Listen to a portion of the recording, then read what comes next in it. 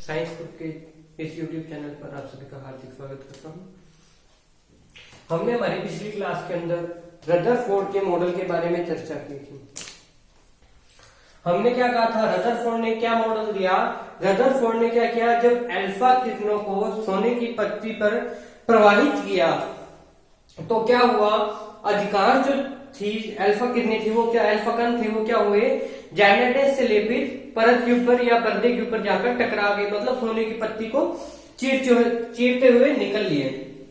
पर उसके बाद क्या हुआ, जो कुछ थे उसके अंदर अत्यंत कम, कुछ जो थे वो क्या हुए, अत्यंत कम होने पर क्या हुए, विक्षेपित हो गए, मतलब अपना रास्ता भटक गए। फिर तीसरा पॉइंट हमने क्या कहा था, अत्यंत कम कौन, मतलब अत्यंत कम मतलब 20,000 में से कोई एक या दो कण थे जो वो क्या थे, अपना रास्ता भटकने के साथ साथ क्या हुए, पुनः अपनी जिस जगह से निकले, जैसे सोने की पत्ती जिस पॉइंट से निकले थे वहां पर आ गए। फिर हम बात करते हैं रदरफोर्ड का जो परमाणु मॉडल था उसकी कमियां क्या क्या थी। देखिए, कोई भी चीज है वो एकदम एक्यूरेट नहीं हो सकती, उसको समझने के लिए उसके बारे में पूरी स्टडी करनी पड़ती है, उसके अंदर से कुछ सही चीजें भी निकलेंगी और कुछ गलत भी आपको पता लगेंगे। रदरफोर्ड का जो परमाणु मॉडल था उसके अंदर सबसे बड़ी कमी क्या थी, ये परमाणु के स्थायित्व की व्याख्या नहीं कर पाया। मतलब देखो, ये परमाणु है, ये नाभिक है परमाणु का, ठीक है। परमाणु के इसने क्या कहा था, मैक्सवेल के तरंग समीकरण से यदि इलेक्ट्रॉन है, जो ये क्या है, इलेक्ट्रॉन्स है, ये अगर सर्किल मतलब एक साइकिल के रूप में गति करते हैं, जैसे हमारी घड़ी करती है ना, क्या होता है 12 से 1 से 2 से 3 4 5 6 फिर 12 पे, फिर 12 से शुरू होती है। उसी टाइप से अगर गति करती है मैक्सवेल की समीकरण के अनुसार, तो क्या होते हैं, ऊष्मा का क्या होना चाहिए, जो एनर्जी है वो क्या होती है, कम होती है। अगर कोई चीज है अगर रेगुलर चलती रहेगी वो क्या होगी, थक जाएगी। थकने के बाद क्या होगा, वो क्या होता है, अगर थक गई, एनर्जी का क्षय होता था, तो क्या हुआ, एक ऐसी पोजीशन आ जाएगी जिससे क्या होगा कि जो ये इलेक्ट्रॉन्स है वो किसके अंदर जाकर गिर जाएंगे, नाभिक के अंदर जाकर गिर जाएंगे, नाभिक के अंदर गिर जाएंगे, परमाणु नष्ट हो जाएगा। पर ये बात क्या थी, असंभव है कि परमाणु को नष्ट किया जा सकता है। हमने हमारे पीछे ही बात की थी, परमाणु एक ऐसा पदार्थ है जिसको हम नष्ट नहीं कर सकते, आगे तोड़ तो सकते हैं पर क्या कर सकते हैं, नष्ट बिल्कुल नहीं कर सकते। सबसे बड़ी कमी रदरफोर्ड के मॉडल की ये थी। दूसरी सबसे बड़ी कमी क्या थी रदरफोर्ड के मॉडल की, रेखीय स्पेक्ट्रम की व्याख्या नहीं कर पाया। मतलब रेखीय स्पेक्ट्रम एक ही रेखा के अंदर क्यों नहीं प्रवाहित हो रही, इसके बारे में रदरफोर्ड नहीं बताया पाया। रदरफोर्ड जो था उसने काफी ट्राई किया, उसने जो परमाणु मॉडल था उसने सोचा कि ये जो परमाणु मॉडल मैं पेश कर रहा हूं ये क्या होगा, 101% अपनी पोजीशन पे खरा उतरेगा। पर जैसे जैसे स्टडी हुई, जो मुख्य दो कमियां थी इसकी, एक तो क्या थी, स्थायित्व की व्याख्या नहीं कर पाया, दूसरा रदरफोर्ड का मॉडल रेखीय स्पेक्ट्रम की व्याख्या नहीं कर पाया। अच्छा, अब हम बात करेंगे इसके बाद विद्युत चुंबकीय विकिरण की प्रकृति। विद्युत चुंबकीय विकिरण मतलब जो किरणें होती है, विद्युत चुंबकीय किरणें होती है, उनकी प्रकृति कैसी होती है, तरंगीय होती है, कणीय होती है, द्वैत होती है, कैसी होती है। देखो, बहुत से साइंटिस्ट आए, क्या हुआ, रदरफोर्ड के परमाणु मॉडल के संशोधन के बाद किसने दिया, बोहर ने एक परमाणु मॉडल प्रस्तुत किया। बोहर ने परमाणु मॉडल के विकास में दो महत्वपूर्ण बिंदु बताए थे। रदरफोर्ड का जो परमाणु मॉडल था उसके अंदर क्या हुए, संशोधन मतलब इंप्लीमेंट्स हो गए कि इसके अंदर ये कमी है, इसको सुधार लिया जाए। तो परमाणु मॉडल के अंदर जो कमियां थी उसको दूर करा गया। तो उसके बाद जो दो मुख्य बिंदु क्या हुए थे, विद्युत चुंबकीय विकिरण की प्रकृति, हमारी हेडिंग है विद्युत वैद्युत होता है, विद्युत लिख लीजिए, वैद्युत लिख लीजिए, चुंबकीय विकिरण की प्रकृति।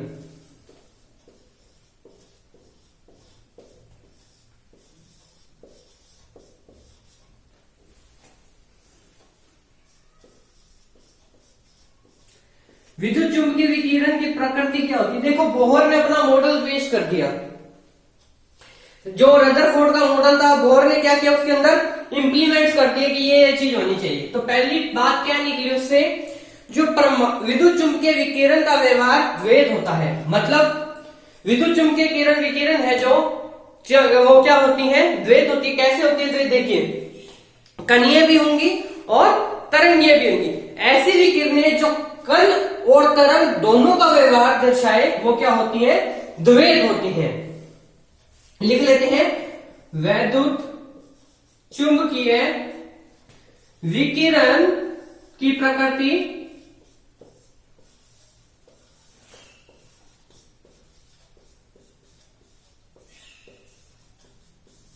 द्वैत होती है।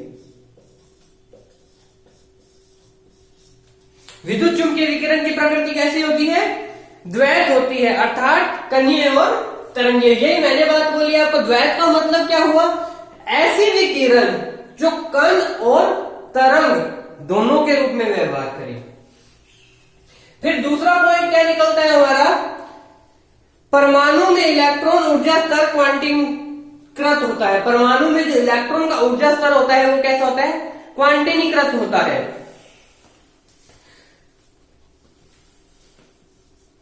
परमाणु में इलेक्ट्रॉन का ऊर्जा स्तर कैसा होता है, क्वांटीकृत।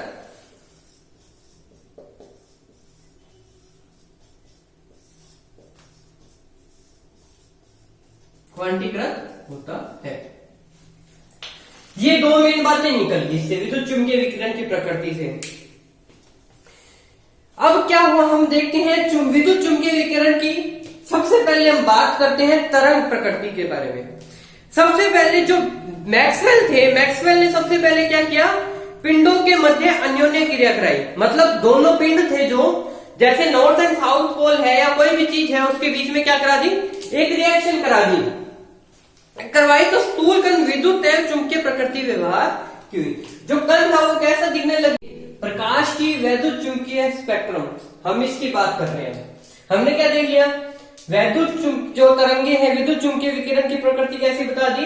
एक तो हमने बता दी द्वैत होती है, और दूसरा पॉइंट हमने क्या कहा था, परमाणु इलेक्ट्रॉन ऊर्जा स्तर क्वांटीकृत होता है। दो मेन बातें थी।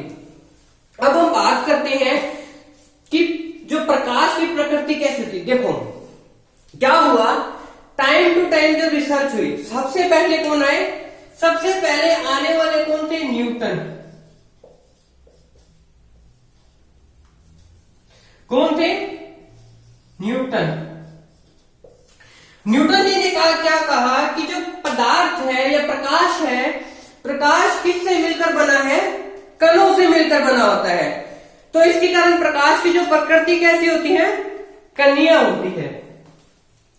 इनकी बात भी सही थी यहां तक, प्रकाश की प्रकृति कणीय। हम द्वैत की बात करें, कणीय है और तरंग दोनों ही है, तरंग के माध्यम से गति कर रहे हैं। पर जो प्रकाश की जो कणीय प्रकृति थी, इन्होंने क्या कहा था, कणीय प्रकृति। ठीक है, तो प्रकाश की कणीय प्रकृति है इनके अकॉर्डिंग। जो प्रकाश की कणीय प्रकृति थी वो किस किस को समझाने में सफल हुई, अपवर्तन, परावर्तन, यह किस, यह है अपवर्तन और परावर्तन।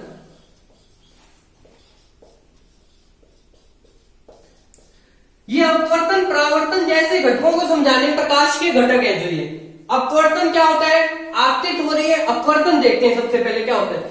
ये वैसे तो फिजिक्स का टॉपिक है, पर क्या होता है अपवर्तन, देखिए ये है मेरे पास सन, जो शीशा होता है हमारा डेली यूज का।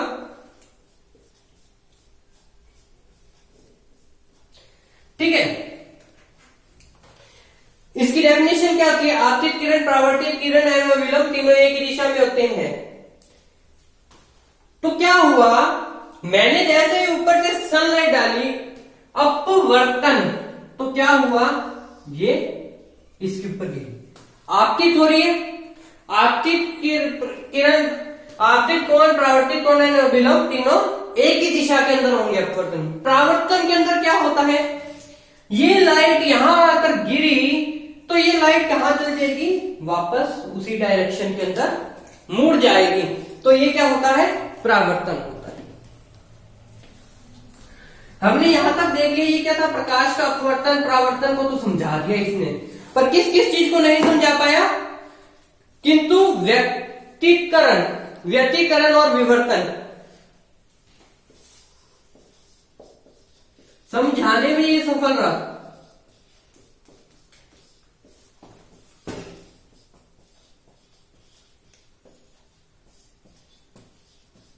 पर ये किस किस चीज को नहीं समझा पाया, व्यतिकरण और विवर्तन को। ये क्या थे, अप्रकाशीय घटक थे। ठीक है, तो इसके कारण क्या हुआ, जो कणीय सिद्धांत है ये पूर्ण रूप से मान्य नहीं हो पाया, अस्वीकार कर दिया गया।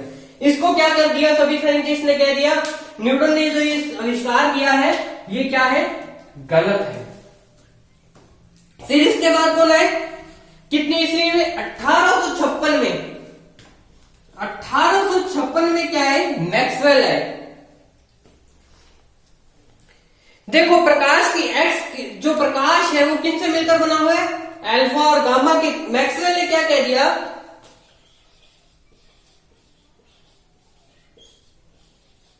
मैक्सवेल आगे, मैक्सवेल ने कहा जो प्रकाश है ये किन से मिलकर बना हुआ है, दो प्रकार की किरणों से मिलकर बना है, अल्फा किरण और गामा, या इसको कह सकते हैं एक्स किरण और गामा किरण। अब इन्होंने ये कह दिया ये जो है अल्फा किरण या एक्स किरण और गामा किरण से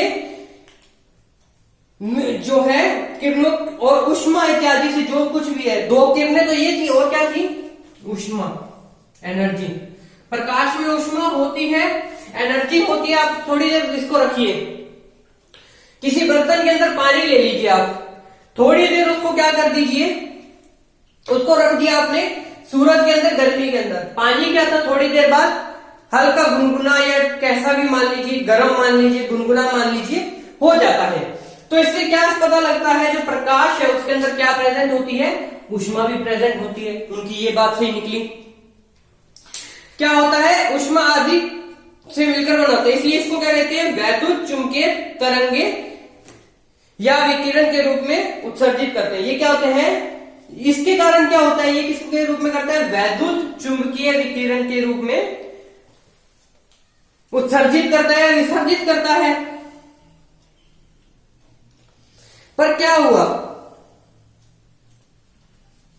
इसको क्या कहते हैं हम, विकिरण ऊर्जा। किरणों से उत्पन्न हुई ऊर्जा को क्या कह दिया हमने, विकिरण ऊर्जा। सोलर लाइट ले लीजिए, सबसे बेस्ट एग्जांपल है, उसमें प्रेजेंट है।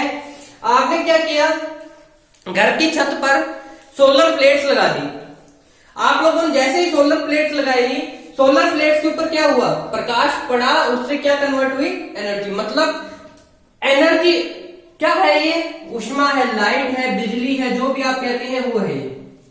मतलब क्या पता लग रहा है, प्रकाश के अंदर क्या होती है, उष्मा प्रेजेंट होती है। तो क्या पता लगा, पदार्थ जो प्रकाश है वो किन किन से मिलकर बन गया, दो चीजों से मिलकर बना होता है। इनको क्या कहते हैं, इन तरंगों को क्या कहते हैं, वैद्युत चुंबकीय तरंगे कहते हैं। तो प्रकाश किन से मिलकर बना है, पहली चीज तो क्या है, प्रकाश के बनने के लिए कण, और दूसरी क्या है, तरंग। कैसी प्रकृति हो रही है प्रकाश की, कणीय और तरंगीय प्रकृति हो रही है। देखते हैं क्या कहते हैं, ये विकिरणों के रूप में ऊर्जा का लगातार उत्सर्जन। मतलब प्रकाश क्या करता है, मेन पॉइंट देखते हैं हम, डायग्राम बना लेते हैं पहले, एक छोटा सा ग्राफ टाइप है। देखो क्या हुआ, ये विकिरण या तरंगों के रूप में ऊर्जा का लगातार उत्सर्जन करता है। उत्सर्जन हो रहा है, आप लोगों ने सोलर लाइट देख ली, उत्सर्जन निकल रही है ऊर्जा, तो ही तो आपके घर में इलेक्ट्रिसिटी बन रही है सोलर प्लेट से। तो ये क्या करता है, सबसे पहले क्या करता है, किसके रूप में, तरंग के रूप में, विकिरण या तरंगों के रूप में, यह है तरंगों के रूप में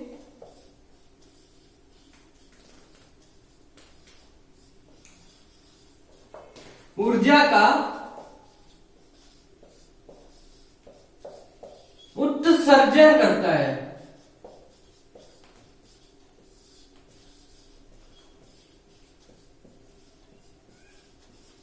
किसका उत्सर्जन करता है, ऊर्जा का उत्सर्जन करता है। यह विकिरण है विद्युत चुंबकीय क्षेत्र से संबंधित होता है। किससे संबंधित होता है, विकिरण और चुंबकीय, जो एक दूसरे के साथ विकिरणों का संचरण की दिशा में दोलन करते हैं। दोलन, दोलन शब्द का मतलब देखिए, आपने क्या लिया, घड़ी लिया, घड़ी का पेंडुलम होता है, वो क्या करता है, कभी इधर कभी इधर, कभी इधर तो कभी इधर घूमता रहता है, मतलब कभी ऊपर जाएगा कभी नीचे जाएगा। तो हम डायग्राम से देखें इसको तो क्या बनता है हमारा डायग्राम,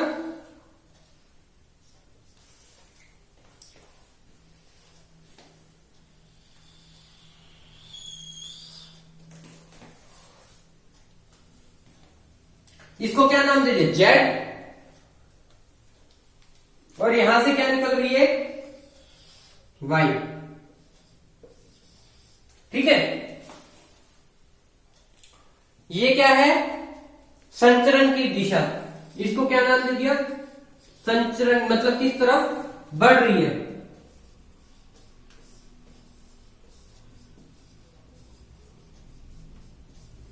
संचरण की दिशा, देखो यहां से चली,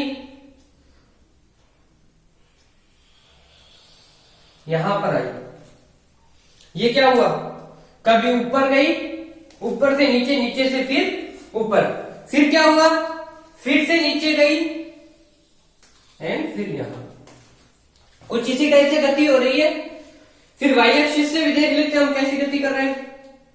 पहले क्या किया, यूं ऊपर फिर नीचे, फिर ऊपर फिर नीचे, कुछ इस टाइप की गति होती है। फिर यहां से यू टर्न लेके ऊपर, मतलब ये क्या कहता रहता है, कभी ऊपर जाएगा कभी नीचे जाएगा, कभी कण के रूप में गति करेगा, कभी तरंग के रूप में गति करेगा। सभी तरंगे प्रकाश में गतिमान होती हैं। तीसरा पॉइंट हमारा क्या बनता है, जितनी भी तरंगे हैं वो क्या होती हैं, प्रकाश के अंदर गतिमान होती हैं। प्रकाश का वेग क्या होता है, ये क्वेश्चन कई बार पूछ लिया जाता है, नोट कर लीजिएगा। प्रकाश का वेग 3 इंटू प्रकाश का वेग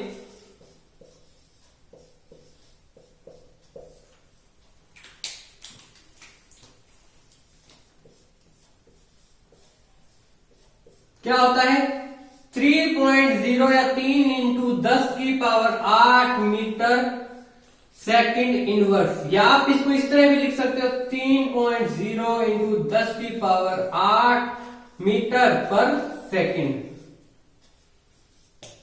ये है प्रकाश का वेग होता है। और क्या बातें कह रहे हैं इसके अंदर, ये और क्या बात बता रहा है हमें, प्रकाश का जो विद्युत विकिरणों का उत्सर्जन होता है, इसके संचरण के लिए माध्यम की आवश्यकता होती है, अर्थात ये निर्वात में भी गति कर सकते हैं। देखिए सॉरी, माध्यम की आवश्यकता नहीं होती। आपने देखा होगा जो प्रकाश है, क्या यहां पर सिर्फ अपने अर्थ के ऊपर भी है। निर्वात मतलब पता है क्या होता है, निर्वात उसको कहते हैं जिसके अंदर क्या होता है, ग्रेविटेशनल फोर्स नहीं होता। तो भिन्न भिन्न क्या होती है इसकी, विद्युत चुंबकीय विकिरण की प्रकृति भिन्न भिन्न होती है, अर्थात तरंग दैर्ध्य, अभिलंब वगैरह सब क्या होंगे, अलग अलग होते हैं। आज की क्लास के अंदर हमने बात की विद्युत चुंबकीय प्रकाश की प्रकृति या विद्युत चुंबकीय स्पेक्ट्रम के बारे में। ठीक है, अब हम देख लेते हैं प्रकाश निर्वात के अंदर सभी प्रकार के जो विद्युत चुंबकीय तरंगे होती हैं समान गति दर्शाते हैं, जो प्रकाश को चुंबक को समान होती है, चुंबक के समान होती है। जो निर्वात है उसके अंदर क्या होता है, सभी जो विद्युत चुंबकीय तरंगे होती हैं, लिख लेते हैं निर्वात में सभी वैद्युत चुंबकीय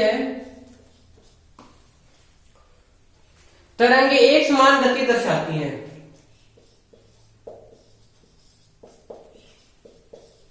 एक समान गति दर्शाती है।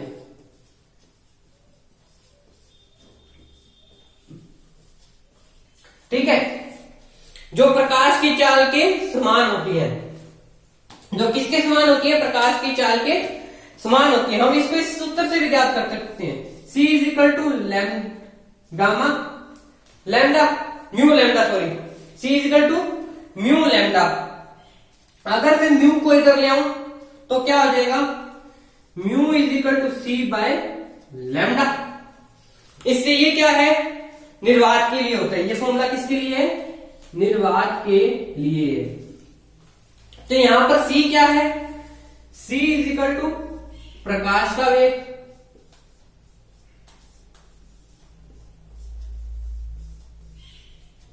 लैम्डा क्या है, तरंग दैर्ध्य,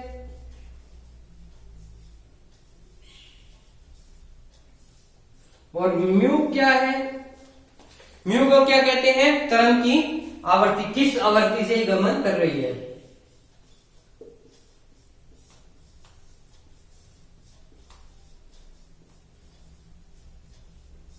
तरंग की आवृत्ति कैसी है। आज की क्लास के अंदर हम इन्हीं टॉपिक्स के ऊपर बात कर चुके हैं। प्रकाश की प्रकृति कैसी होती है, द्वैत प्रकृति होती है, चुंबकीय कणीय और तरंगीय दोनों टाइप की प्रकृति शो करता है। दूसरी हमने बात की प्रकाश का वेग 3.0 इंटू 10⁸ मीटर सेकंड इनवर्स, या 3.0 इंटू 10⁸ मीटर पर सेकंड, ये प्रकाश का वेग होता है। जो क्या होता है, प्रकाश को किसी भी माध्यम की आवश्यकता नहीं हो सकती। अगर निर्वात है, निर्वात के अंदर भी प्रकाश गतिमान होगा। हमने ये बात की कि निर्वात के लिए हम प्रकाश को कैसे ज्ञात कर सकते हैं, या किसी भी पोजीशन के लिए प्रकाश को हम कैसे ज्ञात कर सकते हैं। हमारा फॉर्मूला क्या है, C is equal to mu lambda. तो म्यू को हम अगर इधर ले तो क्या हो गया, C बाय लैम्डा।